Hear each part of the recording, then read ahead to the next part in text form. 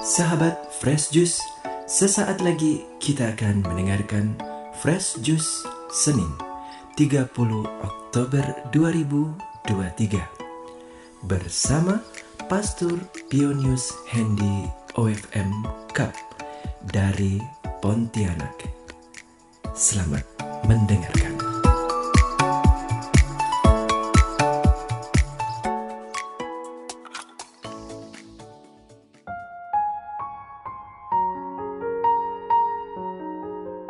Halo, salam jumpa para sahabat pendengar setia Daily Fresh Juice. Apa kabar kalian pada hari ini? Semoga semuanya dalam keadaan sehat walafiat dan diberkati selalu oleh Tuhan. Pada hari ini kita mau merenungkan sabda Tuhan yang diambil dari Injil Lukas bab 13 ayat 10 sampai dengan 17. Yuk kita dengarkan dan renungkan bersama. Pada suatu hari Sabat, Yesus mengajar dalam salah satu rumah ibadat. Di situ ada seorang wanita yang telah 18 tahun dirasuk roh.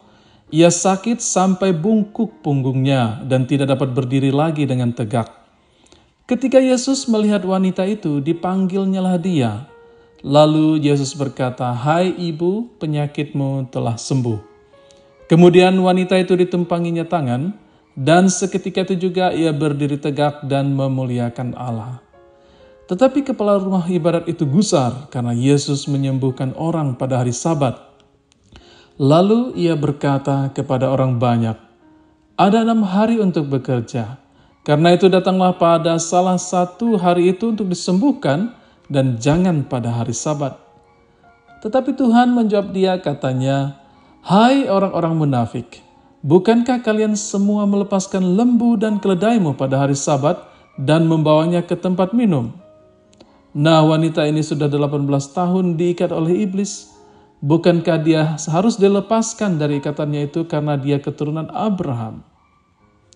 Waktu Yesus berkata demikian, semua lawannya merasa malu, sedangkan orang banyak bersukacita karena segala perkara mulia yang telah dilakukannya.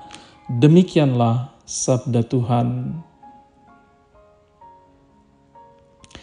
Bapak, Ibu, saudara-saudari, dan teman-teman pendengar setia Fresh Juice, dalam hidup sehari-hari kita sering dihadapkan pada banyak pilihan. Tidak jarang karena begitu banyaknya pilihan yang tersedia, kita sulit memilih mana yang harus dikerjakan segera dan mana yang harus ditunda. Kisah penyembuhan seorang wanita bungkuk akibat kekuatan iblis yang melilitinya selama 18 tahun mau menunjukkan dengan jelas apa sebenarnya yang menjadi prioritas Tuhan Yesus. Mengapa Tuhan Yesus memilih untuk menyembuhkan orang sakit pada hari Sabat? Pertama, Yesus merefleksikan bahwa hari Sabat seharusnya disediakan untuk manusia dan bukannya manusia untuk hari Sabat. Artinya, hukum kasih harus mampu mengalahkan hukum harfiah atau literal atau tertulis. Inilah yang dikenal sebagai epikeia, yakni keadilan moral yang harus diambil secara bijaksana ketika seseorang harus berhadapan dengan penerapan hukum yang terlalu kaku, sehingga sama sekali tidak bisa diaplikasikan dalam konteks tertentu. Dalam menerapkan hukum tertentu, kita memang memerlukan fleksibilitas. Cinta manusia terbatas dengan aturan, tetapi cinta Tuhan mengalir laksana air, tak terbatas dalam ruang dan waktu.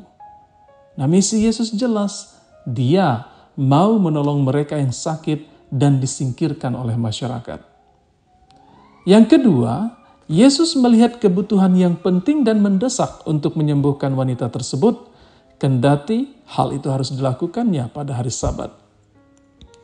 Bayangkanlah, wanita itu sudah menderita selama 18 tahun dan sangat memerlukan pertolongan segera.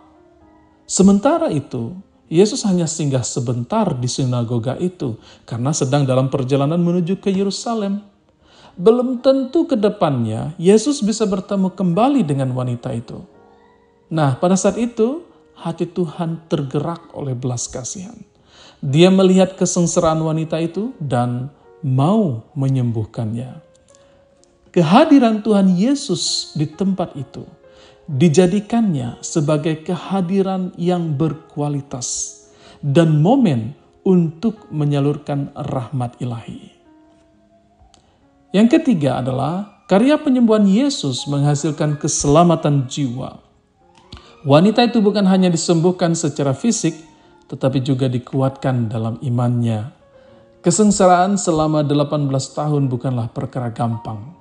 Rasa sakit dan malu tentunya bergabung menjadi satu. Nah, ketika dia sembuhkan oleh Tuhan, kita bisa bayangkan betapa girangnya hati wanita itu. Dia tentu sangat bersyukur kepada Allah.